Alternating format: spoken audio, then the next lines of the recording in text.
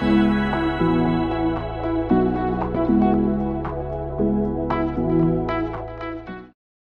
I'm going to share with you my way or the model that I follow for overall growth and overall development. This is something that I follow, and I'm going to share the image somewhere over the screen. So in this image, you can see that the overall growth plan is divided into two sections. Number one is professional development and number two is personal growth. For personal growth, you can choose any areas of development and you can go as granular as possible and plan for a month or a week. I generally plan for a month. But I want to talk in detail about the area of professional development. Let's take a look at the area of professional development and talk in detail about it.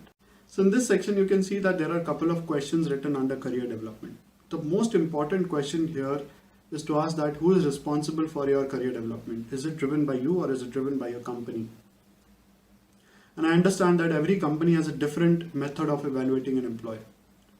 For me, it is really important to understand that this is something that company is trying to achieve. And company should be able to identify that this is something that I want to achieve and I want to grow towards.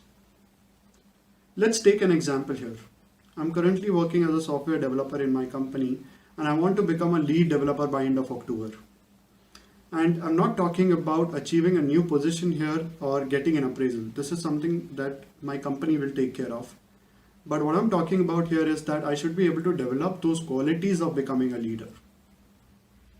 And these should be identifiable by your manager too. This is how I think you and your company will be aligned to a specific goal. If there are some misalignments, you can go talk to your manager and get it all sorted out. This is how I think career development works. Let me know what do you think and what are your views upon the same in the comment section below. Thanks everyone.